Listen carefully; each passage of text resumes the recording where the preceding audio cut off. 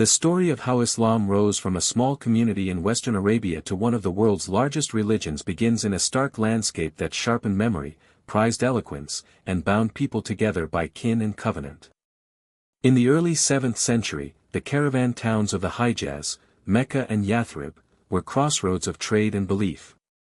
Arab tribes worshipped multiple deities alongside Christians, Jews, and Zoroastrians who traveled or settled along the routes that stitched the Red Sea to Syria and Iraq. In that context, Muhammad ibn Abdallah, born in Mecca around 570, began to preach a message that was at once radical and familiar: there is only one God, all people stand equal before him, and a final reckoning awaits all souls. The Quran, recited in Arabic and remembered with extraordinary care by early believers, offered a sacred text that was at once accessible and authoritative, a portable scripture that grounded a community without need of a priestly caste. Muhammad's preaching challenged Meccan elites whose prosperity was linked to pilgrimage and trade networks sustained by older cults and clan prestige.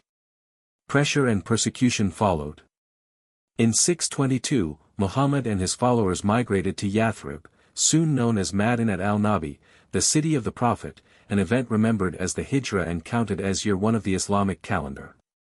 There the community became a polity, articulating norms of worship and law while forging alliances with tribes and negotiating coexistence with Jewish clans. When Muhammad died in 632, the Ummah, the community of believers, numbered in the tens of thousands. It had a scripture, emerging rituals, and a moral and legal vocabulary flexible enough to speak across tribal lines yet precise enough to bind conscience and conduct. Leadership passed to the caliphs, successors tasked with safeguarding both religion and community. Under Abu Bakr and Umar, the new polity confronted rival claimants and then moved beyond Arabia, propelled by a mix of religious conviction, tribal energy, and the political vacuum left by long wars between the Byzantine and Sasanian empires. Within a few decades, Muslim rule extended across Syria, Iraq, Egypt, and Iran. Victories at Yarmouk and al-Qadisiyah in the 630s and early 640s shattered imperial frontiers. Yet conquest alone does not explain conversion. In many regions, non-Muslim subjects, Christians, Jews, Zoroastrians, continued to worship, farm, and trade under Muslim rulers, paying a poll tax but keeping their communal laws and institutions. This policy created stability. The new ruling elite could govern through existing administrators and legal traditions, while the message of Islam circulated through cities, garrisons, markets, and families. The Umayyad dynasty, ruling from Damascus after 661, built the first enduring imperial institutions and Arabicized administration and coinage. Arabic, the language of revelation, became a language of government and high culture, incentivizing education and social mobility. Conversion accelerated over generations for varied reasons. Some found the theological clarity of Tawhid, the oneness of God, compelling. Others entered Islam through marriage, patronage, or the opportunities it opened in military and civilian service. Socially, Islam's ideal of the Ummah promised a community defined by belief rather than blood, a powerful magnet in diverse societies. The building of mosques, the call to prayer, and the rhythms of Friday congregations created a public architecture of faith that was at once local and trans-regional. In 750 the Abbasids replaced the Umayyads and founded Baghdad, turning the Tigris-Euphrates basin into the pivot of an Islamic commonwealth.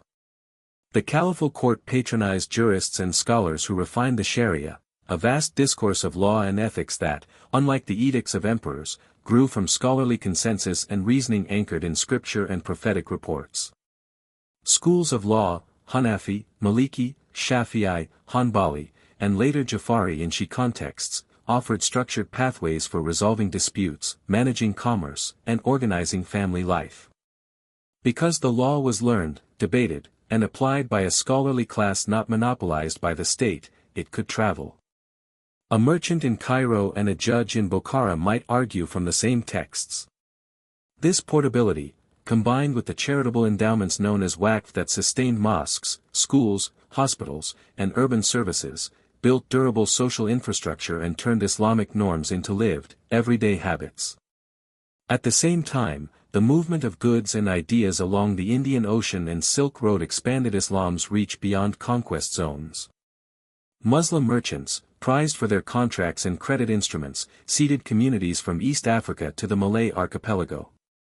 In port cities like Basra, Siraf, and later Aden and Cairo, traders mixed piety with profit. The Hajj, the annual pilgrimage to Mecca, stitched these networks together. Pilgrims swapped news, books, and legal opinions, scholars received and granted licenses to teach, ideas radiated outward with the returning caravans. If the Abbasid heartland minted the coin of a shared legal and intellectual culture, these caravan and maritime circuits spent it widely. Sufism, the name historians give to diverse traditions of Islamic spirituality, became another engine of appeal. Emphasizing remembrance of God, ethical discipline, and the cultivation of love and awe, Sufi networks formed lodges and brotherhoods that met people where they were, in villages, workshops, and caravanserais. Orders such as the Qadiriyya, Naqshbandiyya, Shadhiliyya, and Chishtiya provided teachers, poetry, music in some regions, and hospitality. They translated abstract theology into lived practice and adapted to local languages and customs while keeping core doctrinal boundaries. In Central and South Asia especially, Sufi lineages offered social services and mediated conflicts, making Islam a lived path integrated into communal life rather than a distant creed. The religion spread into Central Asia and Anatolia owed much to fluid frontiers and the conversion of Turkic peoples. Along the Oxus, Samanid and Karakhanid courts sponsored mosques and scholarship in the 10th and 11th centuries. Among nomads, Islam traveled with amulets, storytellers, and camp mosques, later deepened by scholarly teaching. The Seljuks, entering the Islamic world as military patrons, became its defenders, funding madrasas and stabilizing Sunni institutions. When the Mongols exploded across Eurasia in the 13th century, they devastated cities from Merv to Baghdad, but over time several Mongol polities embraced Islam, notably the Ilkhanid court under Ghazan in 1295. The conversion of ruling houses brought patronage to scholars and Sufis and signaled to subjects that Islam offered a legitimate grammar of rule. In Africa, multiple pathways converged. Along the Sahara, Berber and Arab traders linked the goldfields and savannas to North Africa and the Mediterranean. Rulers of Ghana, Mali, and Songhai cultivated ties with Muslim merchants and scholars. Some embraced Islam, others patronized it while keeping older rituals. The pilgrimage of Musa Musa of Mali in 1324 broadcast imperial wealth and piety across the Islamic world, bringing scholars and artisans back to Timbuktu and Gao. In Hausaland and later in the Sokoto Caliphate of the 19th century, reformers invoked Islamic law and learning to critique corruption and build states. On the Swahili coast, from Mogadishu to Kilwa, Islam came with sailors and settled as a cosmopolitan urban faith that linked Africa to Arabia, Persia, and India. Mosques of coral rag and carved doors stood as architectural signatures of a maritime Islam at once East African and Oceanic. South Asia presented a different tableau of encounter. Muslim traders had frequented the Malabar coast for centuries, but large-scale political presence began with Turkic and Afghan dynasties who established the Delhi Sultanate in the 13th century. Conversion unfolded unevenly and across centuries. Many communities adopted Islam through Sufi hospices, intermarriage, and the appeal of a trans-regional identity that cut across caste. In Bengal and along the Indus, the clearing of new lands and the patronage of local shrines braided economic change with religious affiliation. The Mughal Empire, founded in 1526, governed a vast and religiously diverse population. Its policies varied. Akbar experimented with broad toleration and abolished the jizya tax on non-Muslims. Aurangzeb reinstated it and emphasized Islamic law in imperial courts.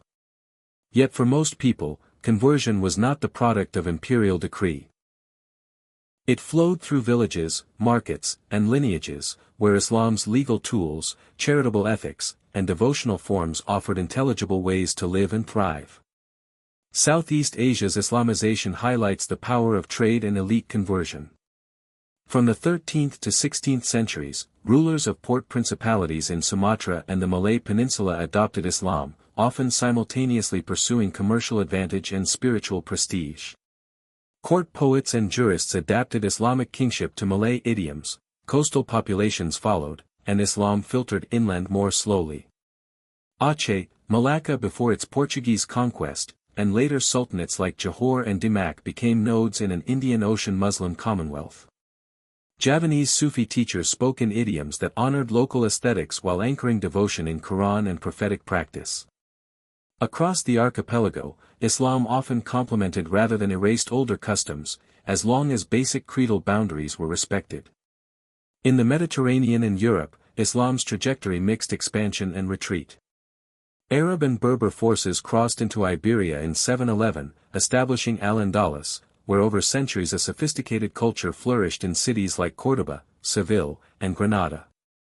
There, Muslims, Christians, and Jews lived in proximity under shifting arrangements, with Arabic becoming a vehicle of philosophy, science, and poetry that influenced Latin Christendom. The Christian reconquest culminated in 1492, forced conversions and expulsions followed, but Islamic knowledge had already shaped Europe's intellectual horizons.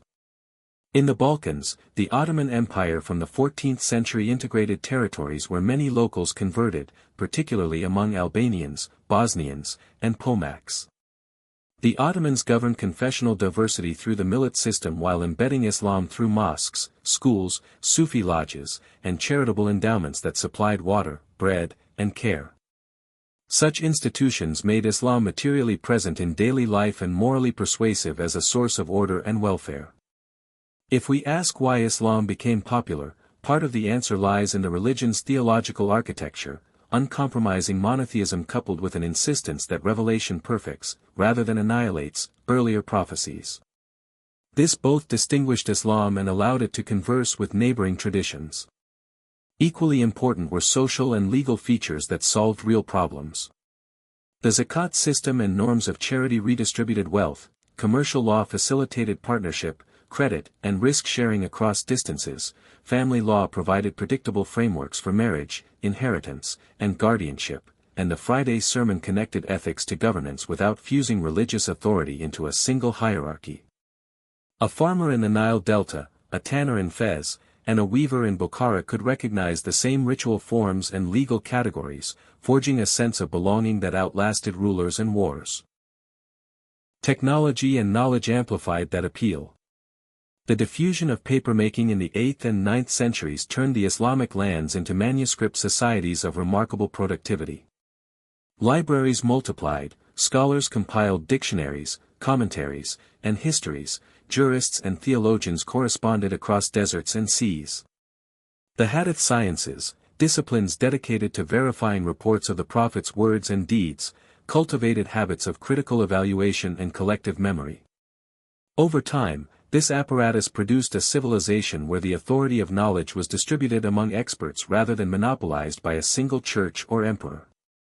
Because learning was a pathway to prestige, mosques and schools drew patrons from artisans and women as well as elites, endowments often ensured free instruction. The respectability of learning made conversion attractive to ambitious families who sought cultural capital as much as spiritual fulfillment. There were, of course, limits, contradictions, and episodes of coercion. Forced conversion occurred in some times and places, and minorities sometimes suffered discrimination and violence. But across the longue durée, Islam's expansion rarely tracked a uniform policy of compulsion. Instead, it moved with persuasion, habit, and the calculus of opportunity, reinforced by the visibility of Islamic institutions and the integrative promise of a translocal identity. Where Muslims ruled, the predictability of legal order and the social footprint of Waqf built confidence. Where they were minorities, their communal structures offered resilience and cohesion, inviting others into a robust social network knit by marriage, trade, and shared ritual. Early modern empires gave Islam new imperial profiles. The Ottomans in the eastern Mediterranean, the Safavids in Iran, and the Mughals in South Asia all claimed stewardship of faith, though on different confessional grounds. The Safavid embrace of Twelver Shi'ism in the 16th century consolidated a distinct Islamic path with its own scholars, rituals, and pilgrimages, making Iran a center of Shi learning that would influence Iraq, Lebanon, and beyond. Ottoman power projected Islam into southeastern Europe and across the Red Sea and Persian Gulf. Mughal patronage and bureaucracy governed tens of millions of Muslims and non-Muslims alike. In all three realms, Sufi orders connected court and countryside, while jurists standardized law and education. The result was not a monolith but a family resemblance that made Islam recognizable from Sarajevo to Surat. From the 18th century onward, new forces reshaped the map of Muslim societies and their global presence. The rise of the Atlantic economy and European imperial reach pressed into North Africa, the Middle East, South Asia, and the Indonesian archipelago. Colonial administrators often ruled indirectly through religious elites while recasting legal and educational systems.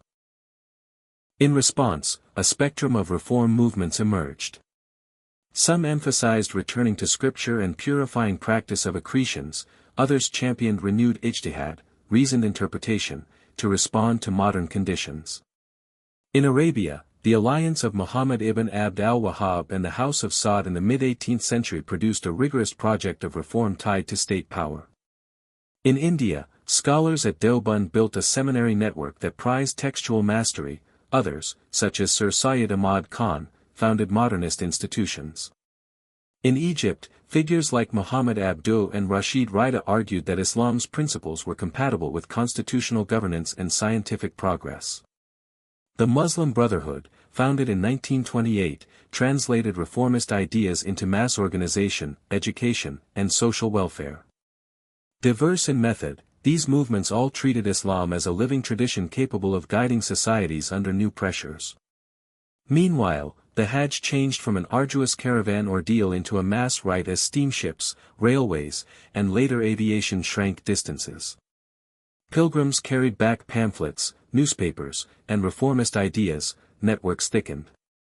Printing presses in Cairo, Istanbul, Hyderabad, and Jakarta multiplied editions of the Quran, legal manuals, and devotional literature, standardizing texts and widening access. The 20th century added new chapters: the collapse of empires, the rise of nation-states across the Muslim world, and migration that carried Islam into the metropoles of Europe and the Americas. Labor and student flows after the Second World War created durable communities in Paris, London, Berlin, and Chicago. Mosques, cultural centers, and schools followed, and with them a new, global everyday life of Islam in minority contexts, visible, debated, and increasingly networked through mass media. By the early 21st century, Islam counted well over 1 billion adherents, a demographic presence shaped by high fertility in some regions, youthful populations, and continuing conversion, particularly in sub-Saharan Africa and parts of the West. Yet the religion's popularity cannot be measured by numbers alone. Its continued appeal rests on a repertoire honed over 14 centuries, the clarity of its creed, the beauty and memorability of its scripture, the practicality of its ethical and legal systems, the vitality of its communal institutions, and the capaciousness of a civilization that absorbed and reworked knowledge from Greece, India, China, and Europe while generating its own. This repertoire has proved portable across languages and landscapes because it is not tied to a single ethnicity or political order. The call to prayer sounds in Hausa and Urdu neighborhoods, in Malay fishing towns and American suburbs, and the same patterns of devotion bind the faithful into a shared moral time. Understanding how Islam became a popular religion also requires attending to its ability to make meaning across the life cycle. Birth rites, marriage contracts, funeral prayers, and the annual rhythms of Ramadan and the Eid festivals embed belief into the milestones of family and community. Charity binds rich and poor. Friday sermons interpret events through a shared grammar of accountability and hope. The pilgrimage continually renews the sense of a global fellowship. In times of upheaval, these practices offer ballast.